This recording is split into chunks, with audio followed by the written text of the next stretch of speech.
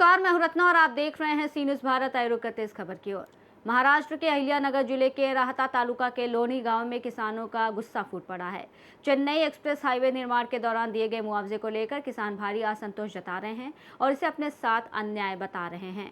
राहता तालुका के लोनी गांव के पास किसानों द्वारा चंद्रपुर क्षेत्र की जमीन का उपयोग किया जा रहा है, लेकिन चेन्नई एक्सप्रेस हाईवे निर्माण के लिए किसानों को जो मुआवजा दिया गया वो बेहद कम बताया जा रहा है, जिससे किसान नाराज हैं। किसानों का आरोप है कि 2018 में सरकार ने सड़क निर्माण के दौरान 1 एकड़ जमीन का मूल्यांकन 28 लाख रुपए तय किया था, लेकिन बागवानी वाली जमीन में लगे आम, नारियल और अन्य फलदार पेड़ों का सही मूल्यांकन नहीं किया गया।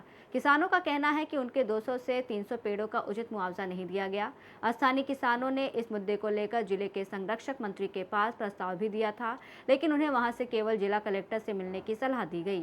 इससे किसानों की नाराजगी और बढ़ गई है। किसानों ने समृद्धि महामार्ग परियोजना का उदाहरण देते हुए कहा कि वहां किसानों को प्रति एकड़ 70 से 80 लाख रुपए तक मुआवजा मिला, जबकि लोनी गांव के किसानों के साथ भेदभाव किया जा रहा है।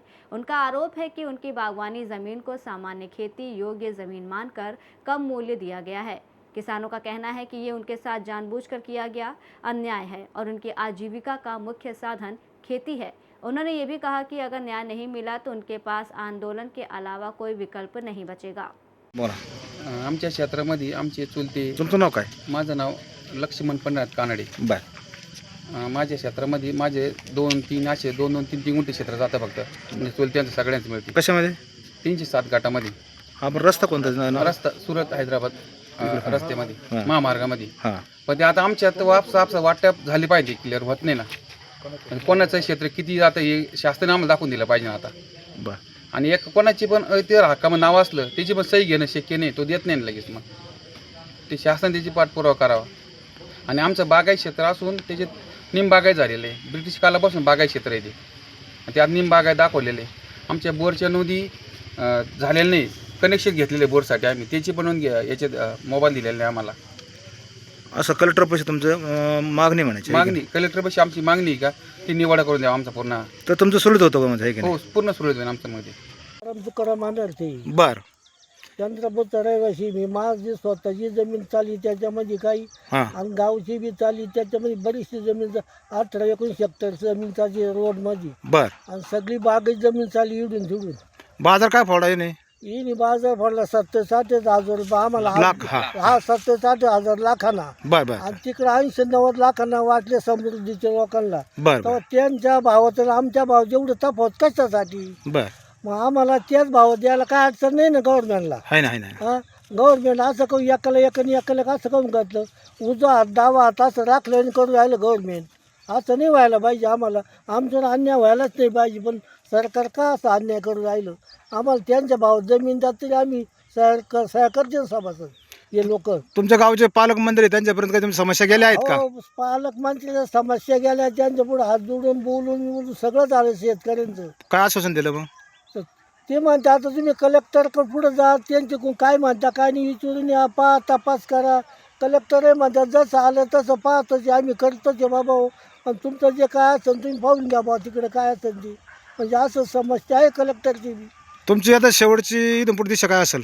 शेवटच्या आमची इकडून पुढे दिशा जे इतर लोकांना दिले जो भाव 80-90 लाखाचा तो भाव आम्हाला दिला तर काय अडचण नाही ना. नाही नाही, तुमची दिशा काय राहील पुढं? हे बाजार नाही मिळाला तुम्हाला तर? हे बाजार नाही मिळत मग आम्हाला काय आता काय केलं आम्ही का 10 रुपये द्यायचं कुणीकडे काय करायचं नेमकं यांच्या पुढं? हो, नाही दिलं काय करणार आम्ही? का काय मारामाऱ्या करायचं थोड्यात? हो, तेव्हा 3 एकर देताना समान दिलं तर काय अडचण नाही आम्हाला घ्यायला द्यायला. हो, तुमच्यावर अन्याय होतो ना असं वाटतं अन्याय का? म्हणजे निबार मोठा अन्याय करून राहिलं सरकार. एका भावाला एकदा तर दुसऱ्या भावाला दुसरा दाखवलं हे चांगलं नाही ना. आणि सरकार त्यांचं तेच आहे ना, आपलंही तेच आहे ना. सरकार कुठं बदलेले तेव्हा काही त्यांचं निवडून गेलं आणि ते बदलून गेले असतला भाग नाही ना. सरकार जेने सुरुवातीला जे दाखवलं तेच सरकार आजही बी आहे आणि उद्याही तेच आहे ना. असं नाही व्हायला पाहिजे असं आम्हाला वाटतं भाऊ. तुमच्या पुढं पर्याय काय आता शेतकऱ्या पुढं शेवटी? आता शेतकऱ्यापुढं काय पर्याय? आता फाशी घेणं नाही तर औषध देऊन मरणं, काय दुसरं काय पर्याय? लेकरं बाळा जगवायचं कशावर येईल? हो, सांगा बरं तुम्ही. असं आहे ना. चंद्रपूर बर तालुका राहता जिल्हा अहिल्यानगर. बर मी चंद्रपूर गावातील शेतकरी आहे. बर. आमच्या जमिनीतून 2018 मध्ये ड्रोन सर्वेक्षण केले सुरत चेन्नई एक्सप्रेस हायवेचे.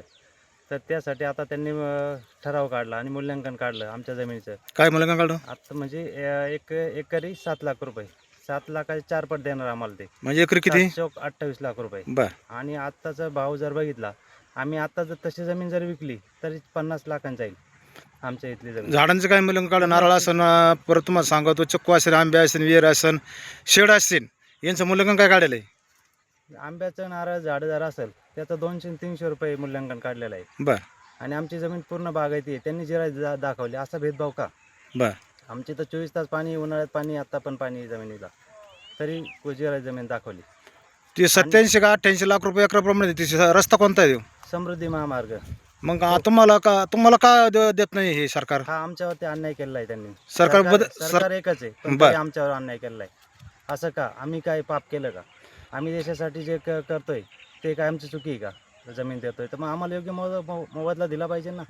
मग तुमचे गावचे पालकमंत्री काही समस्या मांडल्या का तुम्ही आतापर्यंत? पालकमंत्र्यांना पण भेटलो आम्ही. ते म्हटले कलेक्टरला भेटा. कलेक्टरला भेटलो, ते म्हटले जे आहे ते रक्कम घ्या आणि लवाद न्यायालयात जा. ही कुठली पद्धत आहे? बर. आमच्या जमिनी जोपर्यंत आमच्या उतार्यावरती नाव आहे तोपर्यंतच आमच्या आहे ना. ज्यावेळेस ते येण्याच्या याच्या खरेदी होतील त्यावेळेस ते आम्हाला उभं राहून देणार नाही या जमीन आमच्या. तुमची इथून पुढे दिशा काय आहे? आमची इथून पुढली असं आहे, शेतकऱ्यांचं म्हणणं आहे सगळ्यांचं, आम्ही एकजूट झालेलो आहोत. आम्हाला ह्या जमिनीचा मोबदला योग्य दिला तर आम्ही रस्ता देऊ, नाही तर आम्ही जमीन देणार नाही. बाकीच्या समृद्धीला जो मोबदला दिला कमीत कमी तो मोबदला दिला पाहिजे. झाडांचा मोबदला पण दिला पाहिजे ना त्याप्रमाणे.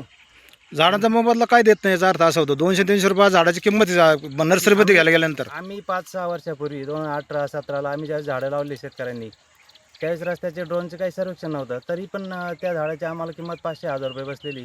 आज त्याचे 200-300 रुपये जाते, म्हणजे काय भीक देतात काय आम्हाला?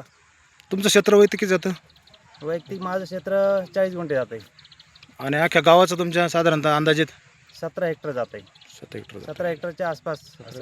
शेतकऱ्यासाठी तुम्ही न्यायाचा लढा उभे करणार. हो. शेतकऱ्याकरता काय न्याय देणार तुम्ही? काय सत्य सल्लागार आहोत तुम्ही? जे आता जो मोबदला मिळणार आहे तो प्रथम शेतकऱ्याने हक्कशून उचलायचा. किती मोबदला मिळणार आहे? जो काही नोटीसमध्ये नमूद केला तो मोबदला उचलायचा. बर. त्यानंतर जे त्या पंचायत ज्या गोष्टी नमूद नाही हा. त्या लवादापुढे मांडायच्या आणि जी अधिकची भरपाई आहे ती शेतकऱ्यांना मिळवून देण्यासाठी आम्ही लवादाकडे यांची बाजू मांडणार आहे. शाश्वत आहे का मिळा म्हणून शेतकऱ्याला ते? 100% मोबदला मिळणार का? हो 100%. नाही, त्यांनी करू आता पैसे दिले पहिले आणि नंतर मोबदला म्हणजे नाही, पैसे दिले असं होऊ शकतं का? तरतूद लावा त्यासाठी नेमला जातो का जे पैसे कोणाचे कमी आले असतील किंवा ज्या काही पंचायतीच्या गोष्टी नमूद नाही, समजा एखाद्याचं पाईपलाईन ती जमिनीच्या खाली असते, ती पंचायतीमध्ये आलेली नाही, तर त्या जमिनीचे पाईपलाईनचे नुकसान झाले ते मिळण्यासाठी लवादाकडे आपल्याला तक्रार करावं लागेल. समजा ते बनसी राहते आहे यांचे गाळे, त्या गाळ्याच्या समोर फेसोफेस गेले किंवा अर्धे तुटले, त्यांनी भरपाईमध्ये धरलेली नाही. ही सगळी बाजू सक्षमपणे लवादापुढे मांडल्यानंतर जी काही नुकसान भरपाई ठरेल ती शेतकऱ्याला निश्चितच जास्त असणार आहे. बहुसम झाडाचे पण ते लाईफ काढत नाही. आंबे असेल, चिंच असन किंवा नारळ असन, विहीर असन, बोर असन किंवा मग पुराणे झाडं असतील आंब्याचे, त्यांचे लाईफ काढत नाही. 200-300 रुपये झाड म्हणतात असं एकंदरीत मिळतं ऐकायला. म्हणजे शेतकऱ्यापुढे हा मोठा एक प्रश्नच आहे ना. त्याच्यावर काय हीच बाजू लवादासमोर मांडायची, त्याचं आयुष्य किती, लाईफ हा आयुष्य किती, त्याच्यापासून पुढे उत्पन्न किती मिळणार होतं शेतकऱ्याला, ह्या सगळ्या बाजू मांडण्यासाठीच लवादाकडे जायचंय. असं एकंदरीत शेतकरी साधारणतः किती येतं? ही तर शेतकरी तात्या सांगू शकतील किती. 50 एक शेतकरी आहेत, त्याच्यामध्ये हनुमंतगाव, दुर्गापूर आणि चंद्रपूर. अहिल्यानगर से सीनियर संवाददाता राव साहेब वरपे की रिपोर्ट।